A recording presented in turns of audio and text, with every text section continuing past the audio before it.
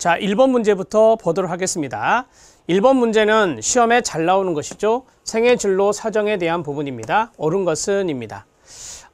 우리가 이제 생애 라이프 커리어 어세스먼트라고 말할 수 있는데 우리가 보통 LCA라고 하죠. 자, 첫 번째 보면 직업상담에서 생애 진로 사정은 초기 단계보다 중기, 말기 단계 면접법으로 사용된다라고 했는데 대개인 초기 단계 때 많이 활용하는 건지 알고 계시죠?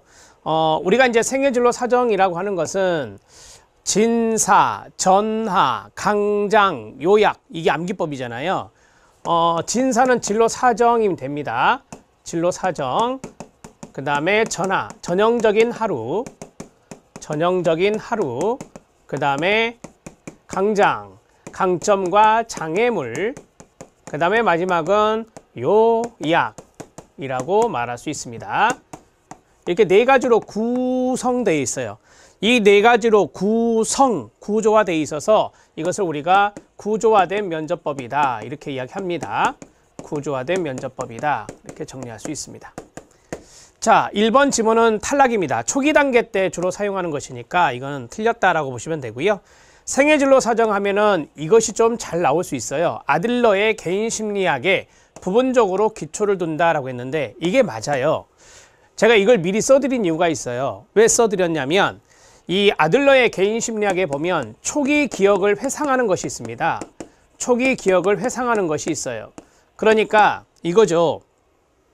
어린 시절의 기억을 우리가 초기 기억이라 하는데 아들러에서는 근데 우리가 이제 예를 들어서 생애진로 사정을 한다 내담자를 대상으로 그러면 거기에 대해서 전형적인 하루 지금 하루를 쭉 보내고 있는 거 있잖아요. 그 내용도 물어보는 것이고 그 다음에 진로 사정 직업적인 부분에 진로적인 부분에 어세스먼트를 하는 거예요. 그러면 이것은 그 과거의 어떤 기억들을 떠올려서 내담자가 그 이야기를 해야 되는 거죠. 그래서 이러한 생애에 대한 진로를 사정하는 방법들이 LCA입니다. 따라서 아들러의 개인 심리학에 있어서 초기 기억의 회상 이런 부분들을 부분적으로 이제 가져온 겁니다. 생애 진로 사정이. 그래서 우리가 생애라고 하는 것은 쭉 어린 시절부터 지금까지의 이야기가 될 수 있어요. 그렇게 해서 우리가 취했던 강점이나 취했던 장애물, 닥쳤던 장애물 이런 것들을 물어보면서 내담자와 면담을 이끌어가는 겁니다. 생애진로 사정은 객관적인 사실 확인에만 중점을 둔다? 그렇지 않죠.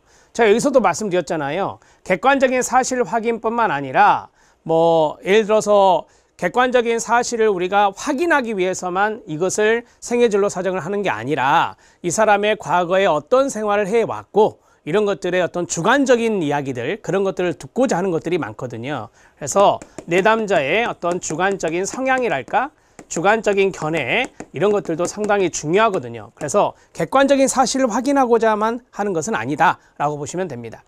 자, 그 다음에 생애진로 사정은 여가 생활이나 친구관계 등과 같이 일과 직접적으로 관련이 없는 주제는 제외되나요? 포함되잖아요. 자, 여가 생활이나 친구관계, 일과 직접적으로 관련 없는 거, 이런 것들이 전형적인 하루에 들어갈 수 있잖아요. 그래서 전형적인 하루에 있어서 여가 생활은 어떻게 보내고 있는지, 친구관계는 어떤지 이런 것들을 우리가 볼 수 있습니다. 전형적인 하루가 여기에 대한 근거가 될 수 있다. 이렇게 보시면 되겠네요. 답을 해결합니다. 2번이 답입니다. 자, 이제 2번 문제 들어갑니다. 2번 문제는 짤막한 문제인데 내담자의 부적절한 행동을 변화시키는데 자주 사용하는 체계적 둔감화가 나왔습니다. 이 원리가 뭐냐라고 물었어요. 여러분들이 알다시피 부적절한 행동을 변화시킬 때 쓰는 것이 체계적 둔감화인데 체계적 둔감화는 불안 감소 기법입니다. 불안을 감소시키는 불안 감소 기법에 해당되는데요. 체계적 둔감화는 울피의 상호 제지 이론에 입각한다라고 하거든요. 자, 체계적 둔감화의 1번은 울피의 상호 제지 이론, 상호 억제 이론이라고도 합니다. 상호 제지 이론, 상호 억제 이론입니다. 자, 이게 이제 상호라는 것은 두 가지가 있다라고 하는 거잖아요. 그래서 서로 억제하는 거예요. 그러면 서로 양립할 수 없는 거죠. 같이 있을 수 없는 거. 그게 바로 이완과 불안입니다. 이완과 불안. 그래서 불안이 있을 때 이완을 획득해서 불안을 줄여나가는 거예요. 그게 바로 상호제지 이론의 핵심입니다. 자, 먼저 그러면 1번이 답이네요. 그쵸? 상호 억제가 답이 되겠습니다. 1번이 답이고 두 번째 우리가 어떠한 자극이 탁 노출되면은 불안 반응이 나타나잖아요. 이 불안 반응을 줄여나가는 거니까 자극과 반응과 연관성이네요. 그렇죠. 이거는 고전적 조건화의 고전적 조건화, 파블로프의 고전적 조건화와 관련이 있다. 이것도 알아놓으시면 좋으니까 고전적 조건화와 관련이 된다. 우리가 이 고전적 조건화의 개념이 자극과 반응의 관계예요. 개에게 먹이를 줬을 때 침을 분비한다. 정수를 땅땅땅 했을 때 침을 분비한다. 이게 조건반사잖아요. 따라서 이런 것들을 반응과 연관성이 있다 그래서 반응적 조건화라고도 해요. 동의어입니다. 혹시라도 동의어가 나올 수 있어서 반응적 조건화, 고전적 조건화와 관련성 있는 게 체계적 둔감하구나. 여기까지 알아놓으십시오. 답은 1번입니다. 자, 변별과 일반화가 있는데 우리가 이제 이거는 참고하셔도 돼요. 변별은 자극을 변별할 수 있는 능력입니다. 자극을 변별할 수 있는 능력. 선생님이 흐뭇하게 웃고 있다 그러면 나 칭찬받는 거고, 선생님이 인상을 찌푸리고 있다 그러면 아, 화가 나셨구나, 나 야단 맞는 거구나, 이런 것을 변별할 수 있는 능력이 자극 변별입니다. 자, 일반화는 자극의 일반화를 이야기하는 거예요. 그래서 뭐 하나의 자극에 어떤 반응이 나타나면 그와 유사한 자극이 있을 때도 똑같은 반응이 나타나는 것을 우리가 일반화다 이렇게 말합니다. 소거는 관심을 중단하는 겁니다. 그래서 관심 중단과 동의어가 돼요. 관심 중단과 동의어가 된다. 자, 소거는 관심 중단이에요. 뭐 예를 들어서 아이가 막 떠든다 그러면 거기에 관심을 주지 않는 거예요. 선생님이. 이게 소거 기법을 쓰는 거거든요. 대개 소거 기법은 바람직하지 못한 행동을 우리가 교정할 때 쓰는 방법이라고 그래요. 그래서 아이들이 막 교실에서 떠들면 거기에다가 뭐 야단을 친다는 게 아니라 그냥 관심을 딱 끊어버리는 거예요. 그럼 아이가 이 떠드는 행동을 이제 줄일 수 있다라고 하는 게 소거 기법. 이 조성은 행동 형성과 동의어입니다. 행동을 형성하는 기법이다 라고 보시면 돼요. 이거는 점진적으로 단계적으로 이루어지는 겁니다. 점진적 단계적으로 이루어지는 것이 바로 행동 형성 조성, 행동 형성 조성 이렇게 말할 수 있어요.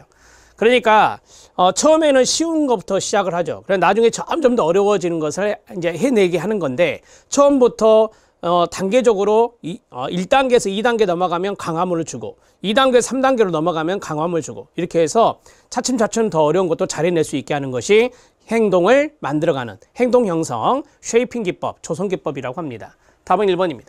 자, 3번 문제 들어가도록 하겠습니다. 3번 문제는 이런 거 잘 나오잖아요. 이런 문제는 많이 풀어보셔야 돼요. 체킹하시고 각 직업 상담과 상담 목표가 나왔어요. 잘못 짝지어진 것은 입니다. 1번은 행동주의 직업상담이고 2번은 인지행동주의 직업상담, 3번은 현실주의 직업상담, 네 번째는 게슈탈트 직업상담입니다. 이 게슈탈트의 동의어가 형태주의라고 하죠. 형태주의 직업상담으로 나오면 아, 이거 게슈탈트구나 이렇게 보시면 됩니다. 자, 행동주의 직업상담은 내담자의 문제 행동을 증가시켜왔던 강화 요인이 있을 거 아니에요. 그걸 탐색해서 제거시키는 겁니다. 그러면 행동이 교정되겠죠? 행동이 수정되겠네요. 그래서 행동 수정이 목표가 되는 것이 행동주의 직업상담이 됩니다. 맞습니까? 네, 맞습니다. 2번 인지행동주의입니다. 이거는 이제 중요한 게 비합리적인 신념이잖아요. 바람직하지 못한 생각. 내담자가 가지고 있는 비합리적 신념을 확인하고 이를 뭐한다? 수정하는 겁니다. 자, 이게 이제 인지 재구조화라고 하죠. 인지를 재구조화하는 것이 상담의 목표가 되는 것이 인지행동주의 직업상담이 됩니다. 세 번째 현실주의입니다. 현실주의 직업상담은 내담자가 원하는 것, 영어로는 want라고 하죠. 자, 원하는 것이 무엇인지 확인을 하고 이를 달성할 수 있는 적절한 방법을 탐색하는 겁니다. 맞습니까? 네, 맞습니다. 우리가 현실주의 직업상담 하면은 순서가 있어요. W, D, E, P 이 순서거든요. 그래서 want, 바람, 이 무엇인지를 확인하고, 자, doing, 그것을 위해서 수행했던 것이 무엇인지를 확인하고 거기에 대해서 평가를 하고 그 다음에 계획을 수립하는 겁니다. 그렇게 해서 여기 나온 대로 이를 달성할 수 있는 이 want라고 하는 것을 해결할 수 있는 그러한 것을 해결할 수 있는 방법들을 계획하고 그것을 탐색하는 겁니다. 맞습니다. 자, 그 다음에 게슈탈트 직업상담. 생활양식이 보여요? 생활양식을 말하는 사람이 앞에 1번에 나왔던 아들러입니다. 자, 내담자의 생활양식을 확인하고 바람직한 방향으로 생활양식을 바꾸도록 한다. 생활양식의 변화가 되겠네요. 그럼 이것은 아들러의 개인심리 직업상담이 됩니다. 개인심리 직업상담, 학자는 아들러가 됩니다. 자, 그래서 게슈탈트가 틀렸습니다. 이해되셨죠?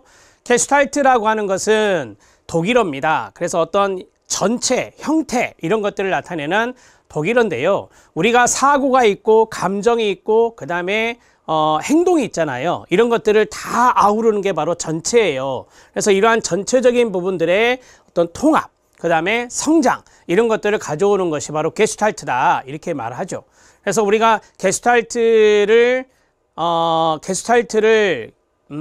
떠오르게 하기 위해서, 게슈탈트를 형성시키기 위해서 우리가 각성기법을 쓰잖아요. 어웨어니스라고 하는 각성기법, 자각기법이죠. 그래서 뭐 예를 들어서 이거죠. 신체에 대한 자각, 욕구에 대한 자각, 환경에 대한 자각, 이런 자각기법을 써서 각성을 이끌어내고, 게슈탈트가 이제 형성이 되면 그 게슈탈트가 또 해소되는 그런 순환 과정이 있어요. 순환 과정을 통해서 그 내담자의 사고와 감정과 행동 이런 것들이 전체적으로 통합되고 성장할 수 있게 만드는 게 게슈탈트 직업상담이다 라고 보시면 됩니다. 이거 상당히 어려운 상담 이론이고요. 어렵습니다. 나중에 여러분들이 공직자가 되시면 이런 상담 워크숍도 많이 가셔야 돼요. 가셔서 게슈탈트 상담도 배우시고 인지행동주의 상담도 배우시고 현실치료도 배우시고 이런 거 다 배우셔야 돼요. 그래야 여러분들이 나중에 현직에서 내담자의 케이스가 다 틀리잖아요. 그래서 이런 상담 이론을 적용해서 여러분들이 유능한 공직자가 되셔야 됩니다. 답을 해결합니다. 4번입니다. 자, 4번 문제 들어가도록 하겠습니다. 4번 문제는 내담자의 인지적 명확성을 사정할 때 고려할 사항으로 옳지 않은 것은 입니다. 되게 우리가 이제 인지적 명확성과 관련된 문제는 그리 많이 출제되지는 않았지만 이 문제는 뭐 쉽게 풀 수는 있어요. 옳지 않은 걸 쉽게 찾을 수 있는데 인지적 명확성이라고 하는 것은 이 자신의 어떤 장점이 있을 것이고 자신의 장점이 있을 것이고 그 다음에 약점이 있을 거 아닙니까? 이것을 평가를 해요. 자신이 이제 쉽게 말하면 인지적인 측면을 활용해서 내 장점이 뭐고 내 약점이 뭐고 이런 것들을 이제 평가를 할 거 아니에요. 이런 것들을 바로 상황과 또는 환경과 연관시키는 능력이에요. 상황과 연관시키는 능력. 그것을 우리가 인지적 명확성이다 이렇게 말을 해요.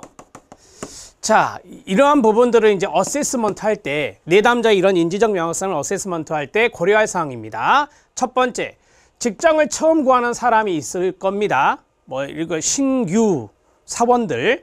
그 다음에 직업을 전환하는 사람도 있을 겁니다. 지금 직업을 가지고 있는데 A라는 직업을 이 직업에서 다른 직업으로 전환하려고 하는 거예요. B라는 직업으로. 그러면 이러한 두 사람의 직업 상담 접근은 동일해야 한다? 아니죠. 아니죠. 달라야 합니다. 처음으로 직업 세계에 들어오는 사람하고 직업 세계에서 A에서 B로 옮겨 타려고 하는 사람들의 직업 상담 방법은 달라야 되는 거예요. 그래서 동일해야 된다가 틀렸다라고 말할 수 있습니다. 이해되시죠? 뭐 직업 전환적인 부분에서 하나만 사례만 든다면 이 직업이 너무 힘든 거예요. 그래서 직업을 전환하려고 하는 사람들이 있다. 그러면 이것은 쉽게 말해서 직업적인 상담보다는 뭐 심리적인 문제가 있을 수도 있어요. 뭐 무력감에 빠졌다든지. 그러면 심리치료를 먼저 하고 할 수 있는 거고, 처음 직장을 구하는 사람들은 이런 뭐 심리적인 문제는 없을 수 있잖아요. 그래서 이런 사람들은 바로 직업상담 들어갈 수 있는 거고, 그냥 달라야 돼요. 다를 수 있어요. 그래서 동일하게 해야 한다라고 하는 부분이 틀렸고, 직장인으로서의 역할이 끊어봐요. 다른 생애 역할과 복잡하게 얽혀 있다라고 했어요. 내가 이제 직장에서 하는 역할이 있습니다. 그런데 내가 또 생애적인 부분의 역할도 있을 수 있잖아요. 이게 막 얽혀 있을 수 있거든요. 이야기하다 보면. 그럼 이거는 생애 역할을 함께 고려해 줘야 되는 거죠. 이건 당연한 이야기 아닙니까? 생애 역할을 그냥 내버려 두고 직업인으로서 역할만 가지고 이야기한다면 이 내담자가 아마 실망할 거예요. 왜? 자기가 생애 역할도 있어서 이게 너무 힘든데, 특히 여성분들 같은 경우는 그러한 문제들이 있을 수 있어요. 일가정 양립이라고 하는 것들이 있을 수 있으니까. 자, 그 다음에 직업상담에서는 내담자의 동기를 고려해서 상담이 이루어져야 된다라고 했어요. 그렇죠. 인지적 명확성 사정과 동기 사정, 이런 것들이 이제 이론에서 공부하셨잖아요. 이런 것들이 같이 이루어지는 겁니다. 그래서 동기도 고려해서 직업상담에서는 상담이 이루어질 필요가 있습니다. 모티베이션이에요. 그래서 뭐 우리가 이제 여러분들이 나중에 면접시험 보셔야 돼요. 면접시험 볼 때 뭐 직업상담직 공무원을 지원한 동기가 뭡니까? 이게 진짜 많이 물어보는 질문이거든요. 그럼 여러분들의 동기가 있듯이 내담자에게도 동기가 있을 수 있어요. 내가 직장생활을 하고자 하는 동기, 그런 것들을 면담을 통해서 같이 어세스먼트를 해야 됩니다. 자, 그 다음에 우울증이 나왔어요. 우울증과 같은 심리적 문제가 생겼다. 그래서 무력감이란 게 생겼다. 무력감이란 게 생겼다라고 해요. 그럼 인지적 명확성이 부족하다. 무슨 말인지 알겠죠? 우울증에 심리적인 문제가 있어요. 무력감이 있어서 심리적 문제가 있는데 그런 사람들이 인지적 명확성이 부족한 분들 중에 한 사람이거든요. 이럴 때는 진로 문제에 대한 결정은 당분간 보류하는 게 좋다. 이 말은 심리치료를 먼저 받는 게 좋다라고 하는 거예요. 이거를 개인 상담이라 하거든요. 개인 상담을 통한 심리치료를 우선적으로 해야 될 필요가 있다. 그러니까 진로 문제에 대한 결정은 우선 보류라고 하는 거예요. 이것을 하고 나서 이게 1번이고 그 다음에 이제 직업 상담을 하는 거죠. 그 다음에 직업 상담을 하는 겁니다. 이렇게 순차적으로 가는 것이 4번 케이스예요. 자, 답을 해결했습니다. 답은 1번입니다. 자, 5번 문제 들어가도록 하겠습니다. 5번 문제는 포괄적 직업 상담의 문제입니다. 우리가 이제 포괄적 직업 상담하면 대표적인 학자가 크리츠죠. 크리츠의 포괄적 직업 상담에서 내담자가 지닌 직업상의 문제를 가려내기 위해 실시하는 이거 변별적 진단 검사로 옳지 않은 것은 뭐냐라고 했어요. 이 포괄적 직업 상담은 여기 나온 대로 변별적 진단을 중시합니다. 진단을 중요시한다라고 보시면 돼요. 우리가 이제 포괄적 직업 상담의 크리츠, 우리가 크리츠가 생각나시죠? 비현실형, 그 다음에 부적응형, 다재다능형, 우유부단형, 생각나요? 강압형, 네, 이런 것들이 있었잖아요. 이런 것들이 쭉 읽어보면 뭐 흥미가 어떠네, 적성이 어떠네, 그런 말이 나오잖아요. 그래서 그것을 알려면 흥미검사나 적성검사 이걸 기본적으로 해야 되겠죠. 이해되시죠? 네, 그래서 변별적 진단검사를 중요하게 생각하는 건데요. 자, 직업 성숙도 검사라든지 직업 적성 검사라든지 직업 흥미 검사 이런 것들을 중요하게 생각하는데 경력 개발 검사 이건 안 합니다. 경력 개발 검사는 그것과는 상관이 없다라고 보시면 됩니다. 그래서 답은 4번이에요. 쉽게 말씀을 드리면 이런 거죠. 우리가 어떤 검사는 측정이라고 하잖아요. 측정. 그래서 이런 측정을 통해서 그 내담자의 적성과 흥미와 어떤 성숙도, 직업에 대한 성숙도 이런 것들을 우리가 살펴볼 수 있거든요. 살펴봐서 포괄적 직업 상담을 하는 건데 이 포괄적 직업 상담에서 조금 더 나갑니다. 이 진단이 나오잖아요. 진단이 나오면 여기에서 우리가 해석을 하는 거예요. 그래서 해석을 할 때는 포괄적 해석, 전반적인 포괄적 해석을 중요시한다라고 보시면 됩니다. 직업상담 이름이 또 포괄적 직업상담이잖아요. 그렇다고 해도 경력개발까지 보진 않는다. 그래서 경력개발 검사가 틀린 거고요. 자, 포괄적인 해석을 하는데 우리가 이제 상담도 하고 그 다음에 심리 측정도 했어요. 측정이라 할게요. 그냥 측정도 했어요. 그러면 측정에서 나온 것은 통계적인 부분이잖아요. 수량화되어서 나올 것이고 상담 같은 경우는 이제 주관적인 부분 아닙니까? 상담자의 주관적인 부분. 그래서 이게 서로 뭐랄까요? 수정 보완이 되는 거예요. 수정 보완이. 그러니까 심리 측정에서 나온 것의 통계적 오류는 상담을 통해서 보완을 해주고 상담에서 주관적인 오류의 부분들은 측정적인 부분에서 해주는 거예요. 이것을 우리가 역동적 진단이라고 해요. 역동적 진단이라 합니다. 참고만 하셔도 돼요. 조금 더 제가 말씀을 드린 거예요. 그냥 포괄적 직업 상담을 할 때 그렇게 한다라고 하는 거예요. 그래서 포괄적 직업 상담은 이런 검사들을 중요하게 생각하고 그 다음에 아까 말씀드렸던 포괄적인 해석을 실시한다. 더 나아가서 역동적인 진단을 통해서 상담에서 오류가 있는 것은 측정으로 보완하고 측정에서 오류가 있는 것은 상담으로 보완하는 이런 역동적인 진단 과정을 거친다. 이렇게 생각하시면 됩니다. 답은 4번입니다. 자, 이제 6번 문제 들어가도록 하겠습니다. 6번 문제는 체킹해 주시는 게 좋아요. 게슈탈트 상담 이론의 단독 문제인데요. 여기에 보면 접촉 경계의 혼란이란 말이 있어요. 좀 말이 어렵죠. 접촉 경계의 혼란을 좀 더 쉽게 말하면 환경과의 접촉을 방해하는 요인이에요. 환경과의 접촉을 방해하는 요인들이거든요. 이게 많아요. 일으키는 현상에 대한 설명으로 옳지 않은 것은 이다 라고 했습니다. 여러분들이 이제 접촉 경계 혼란, 즉 환경과의 접촉을 통해서 이제 좀 쉽게 말씀드리면 이거예요. 전경으로 떠올랐다가 게슈탈트가 전경으로 떠올라서 형성이 돼요.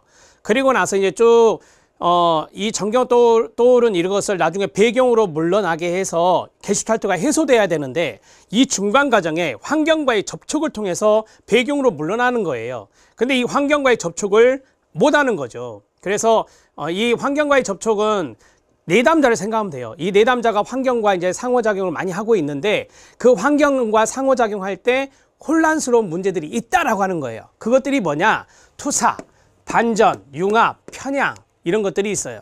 자, 그 다음에 뭐 투입이란 것도 있죠. 투입은 내사라고 하는 겁니다. 내사. 그래서 이제 모두 5가지가 있다. 5가지 정도 아시면 되거든요. 자, 투사입니다. 되게 우리가 방어기제도 배웠잖아요. 투사, 남 탓하는 것입니다. 그래서 자신의 생각이나 요구, 감정 등을 밑줄, 타인의 것으로 지각하는 것. 이거를 이제 프로젝션, 투사라고 하는 것입니다.